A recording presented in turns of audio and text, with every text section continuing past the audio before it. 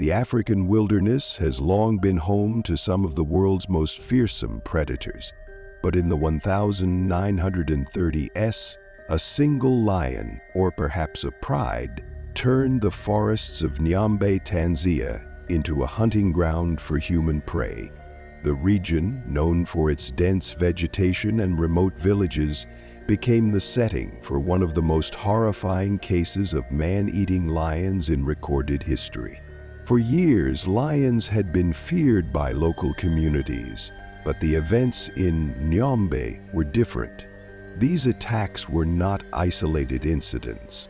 Instead, they formed a brutal pattern, one that left entire villages abandoned, families devastated, and an entire region living in terror. The attacks began gradually. Villagers disappeared, their bodies later discovered torn apart in the bush. At first, people believed it was the work of a single rogue lion, but as the months went by, the scale of the killings grew. The lion, or lions, began targeting homes, breaking into huts at night, and dragging victims from their beds. No one was safe. What made these attacks even more terrifying was their frequency and organization. Unlike lone rogue lions that occasionally turned to hunting humans, the predator of Njombe seemed to kill relentlessly, sometimes claiming multiple victims in a single night. The death toll rose to staggering numbers, with reports suggesting that as many as 1,500 people fell victim to the beast. Panic gripped the region. Villagers fled their homes and trade routes were abandoned as fear of the lions spread. The once thriving community of Njombe became a ghost town, haunted by the roars that echoed through the night. Desperate for a solution, authorities called upon George Rushby, a legendary British big game hunter known for his skill in tracking and killing dangerous animals. Rushby arrived in Njombe with one mission: to stop the man-eating lion before it could claim more lives. Rushby studied the patterns of the attacks, tracking the lion deep into the wilderness.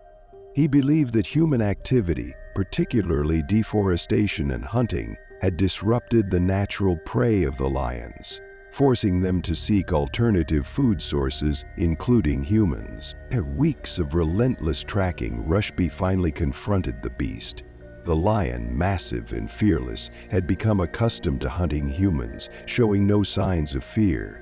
In a tense and dangerous encounter, Rushby managed to shoot and kill the predator. Some reports suggest that multiple lions were involved in the killings, and Rushby systematically hunted them down until the attacks finally ceased. The case of the Njombe man-eating lion remains one of the deadliest in history. But what caused such an extreme outbreak of attacks? Several theories have been proposed. Habitat destruction, the expansion of human settlements, and deforestation may have driven the lions closer to villages, making humans an easier target. Declining prey populations, overhunting of natural prey, could have forced the lions to adapt to hunting people. Learned behavior. Once a lion becomes accustomed to eating human flesh, it loses fear of humans and begins hunting them regularly. Some historians also suggest that the lions of Njombe may have been scavenging on unburied corpses left by disease outbreaks, gradually developing a preference for human flesh.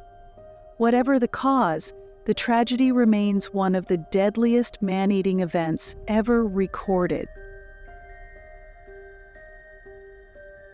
The story of the Njombe man-eating lion stands as both a terrifying cautionary tale and a remarkable chapter in the history of human-wildlife conflict. The lions that once terrorized an entire region are gone, but their legend lives on, a reminder of nature's raw power and the delicate balance between man and beast. Today, conservation efforts focus on preventing such tragedies through better management of wildlife habitats and human-wildlife interactions. The lessons learned from Njombe continue to shape how we understand predator behavior and coexistence with the natural world. The lion of Njombe was not just an animal, it was a force of terror, an unstoppable predator that turned a thriving community into a place of fear. Though the hunts finally ended the nightmare, the memory of those dreadful nights still lingers, etched into the history of Tanzania as one of the deadliest encounters between man and nature.